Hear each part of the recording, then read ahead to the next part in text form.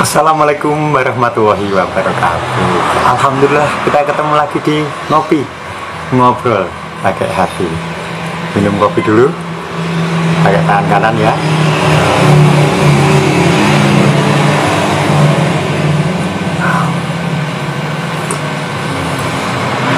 Ya enak banget, alhamdulillah. Mudah-mudahan kita tetap sehat, semangat, dan rezeki di alam. Berbicara tentang efisiensi ya, jadi efisiensi itu merupakan penggunaan sumber daya seperti biaya, waktu, dan tenaga agar mencapai tujuan dalam melakukan kegiatan.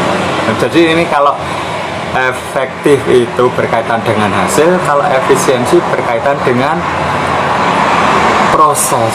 Jadi bagaimana supaya hasil pekerjaan kita itu dengan tenaga yang lebih ringan, biaya yang lebih kecil, waktu yang lebih singkat, tetapi hasilnya maksimal. Gimana Wan kalau menurut kamu? Betul ya? Ya harus begitu. Apalagi dalam kondisi saat ini ya, semuanya melambung. Artinya biaya memang sekarang kosnya luar biasa. Jadi udah ya dari minyak aja, minyak udah naik. Kemudian semua kebutuhan cabai yang tadinya harganya sekilo 45.000 sekarang udah sampai 100.000. Bawang merah, bawang putih, itu semuanya. Nah, kalau kita tidak hati-hati di dalam mengelola ekonomi keluarga, nah ini terutama emak-emak ini ya, harus walaupun tetap harus happy tapi harus selalu berpikir ya, emak-emak ini ibaratnya jaringan itu apa ya, jaringan itu kalau orang Jawa itu tempat menyimpan beras. Jadi kalau tempatnya itu bocor, maka seberapapun diisi akan cepat habis. Tapi kalau tempatnya itu rapat, kemudian hemat, maka yang sedikit pun cukup, bahkan ada sisa. Nah ini kita harus di dalam situasi seperti ini keluh kesah. Boleh sih mengeluh, saya juga mengeluh, tetapi lebih baik kita bersikap. Bersikapnya seperti apa ya? Kalau pendapatan tetap aja, kalau pemasukannya itu bahkan cenderung turun ya. Kalau saya ini jualan juga merasakan separuh kurang dari waktu normal sebelum pandemi kemarin. Ini ya masih. Nah ini kita akan harus tetap eksis ya. Kita harus tetap nggak boleh collab. Nah, supaya kita nggak boleh collab, supaya kita tetap eksis, apa yang harus kita lakukan? Ini berpikir ini kita sendiri, keluarga. Jadi kita harus efisien tadi, sehingga harus yang misalnya biaya kita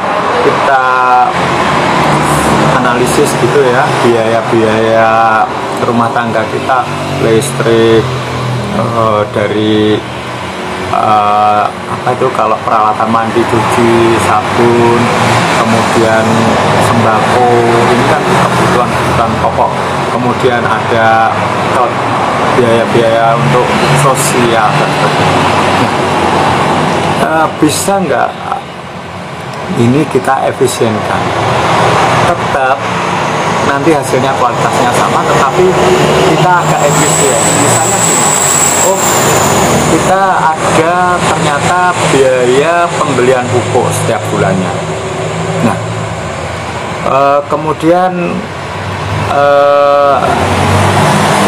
sabun, sampo, dan sebagainya. Bagaimana kita bermain-main dengan hal-hal seperti ini? Mungkin kita memulai bikin pupuk rumahan. Sampah-sampah basah kita kumpulkan, kita cari informasi bagaimana membuat pupuk basah terpisah. Nanti akan semakin menyenangkan kita karena sampah beres, tidak terlalu banyak sampah yang diproduksi, dan kita membeli hasilnya ada pupuk. Kemudian biaya kosmetik misalnya, kosmetik itu bukan hal yang kecil loh kalau dipikir-pikir untuk emak-emak dan semuanya keluarga. Biaya kosmetik, bedak, mungkin harus skincare, mungkin harus butuh apa nih, apa ini kalau lulur itu ya, lulur dan sebagainya. Nah, ini bisa diefisienkan. Mungkin kita akan pindah sama, nanti hasilnya tetap kinclong, tetap glowing, tetap ini, tetapi dengan biaya dan yang tadinya kita instan, udah beli ya, kalau kita beli memang hasilnya mungkin maksimal, tetapi dengan kita modifikasi atau berinovasi sendiri, berkreativitas sendiri, mungkin kita mencari pembanding-pembanding yang lebih efisien lagi. Nah, ini dari kosmetik bisa banyak ini kita berhemat. Juga dari sabun cuci, sabun mandi gitu ya. Ternyata kita harus bisa menakar ya, pas sebenarnya kalau mencuci ini saya termasuk kelebihan sabun nggak, kelebihan seperti pewangi enggak ya, harus kita benar-benar ukur, kita perhatikan gitu. Ini yang akan menjadi semacam resep kita. Oh, kalau saya mencuci sebanyak ini 7 kilo pakaian, ini harusnya saya, atau kita blend juga. Nah, saya tadi ngeblend antara deterjen yang untuk mesin cuci ini, saya kasih sabun colek, tapi memang saya untuk yang lap-lap dan ini kan saya pakai sabun colek gitu ya. Ternyata sedikit aja sabun colek itu sandulit, bener-bener sandulit. Ketika kita gosokkan, bener-bener buihnya itu banyak, dan ternyata benar-benar cukup sandulit itu, apa yang diiklankan itu betul loh. Nah, itu kita tadi saya blend, saya kasih sabun colek sedikit, kemudian deterjen itu juga saya kasih, dan hasilnya hasil saya lihat cuciannya lebih cerah, hasilnya lebih bersih. Jadi, nah ini kalau kita melakukan sesuatu dan berhasil, ini ada reward bagi kita. Ternyata rasa puas kita ini harganya jauh menjadi kita lebih bersemangat lagi. Toh kita tidak harus seperti kalau nggak produk ini nggak, kita kalau nggak pakai ini nggak bisa ya, kita loyal lah dengan suatu. Tapi kan kita itu merdeka, kita boleh menentukan tentang diri kita, tentang apa yang harus kita lakukan. Nah, kalau kegiatan-kegiatan sosial tetaplah ya, jangan dikurangin. Misalnya nyumbangnya biasanya 50 jadi 30 atau jadi 40 ya, kalau bisa untuk kegiatan-kegiatan sosial, karena kegiatan sosial ini memang di luar kita. Artinya kalau ini tidak bersangkutan dengan ini adalah kredibilitas kita.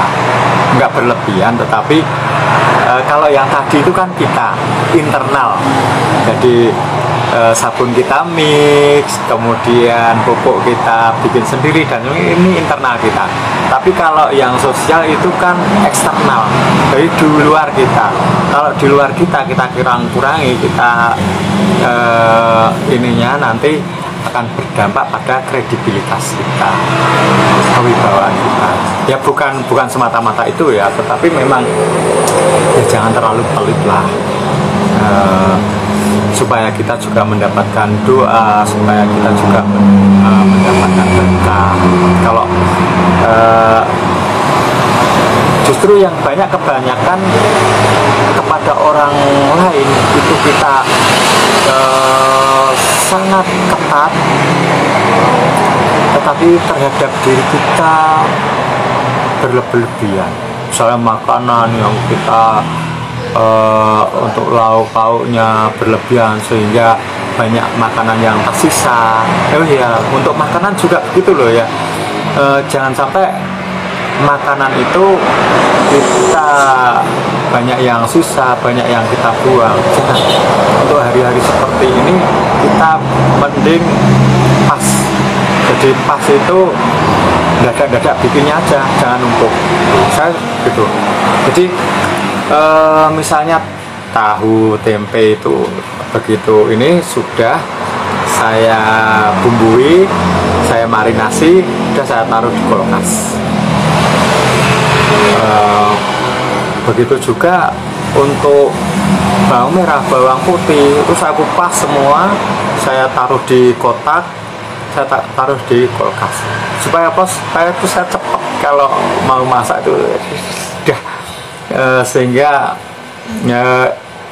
seperti rumah makan itu siap saji, dalam waktu 5-10 menit selesai makan, nggak nunggu kelamaan. Jadi hal-hal yang seperti itu efisien tenaga, efisien biaya, efisien waktu. Kita bisa mengerjakan hal-hal yang lain, kita bisa berproduktivitas di hal-hal yang lain, sehingga lambat laun pemasukan kita bertambah.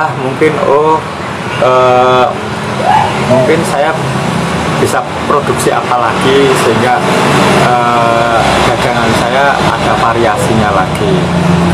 Nah, itu akan menambah pemasukan. Sementara pengeluaran kita jaga benar-benar, pemasukan mulai ada dari sumber-sumber yang lain, maka insya Allah kita akan tetap eksis, tidak kolab. Kalau kita kolab bahaya, kalau kita sudah terjerat hutang. Hutang itu menyenangkan di awal, tetapi memusingkan di hari-hari berikutnya. Nah ini kalau bisa kita hindari. Kalau menanggung hutang kan mau tidak mau harus ada, dan kalau memang harus ada, kita nggak bisa berbuat lagi, kita tidak bisa memodifikasi apa-apa lagi, kita tidak bisa berkreativitas apa-apa lagi, kita tidak bisa mencoba-coba suatu produk baru lagi, sehingga kreativitas kita, pemikiran kita lenyap, hanya fokus untuk bagaimana supaya bisa bayar hutang. Itu aja. Kita walaupun hanya bersahabat di lewat media sosial, mudah-mudahan doa-doa kita diijabah oleh Allah Subhanahu wa Ta'ala. Sukses untuk Anda semuanya. Terima kasih telah bergabung. Saya cukupi dulu ya, walaupun ini belum habis, nanti setelah ini kita habiskan. Sukses untuk Anda. Assalamualaikum warahmatullahi wabarakatuh.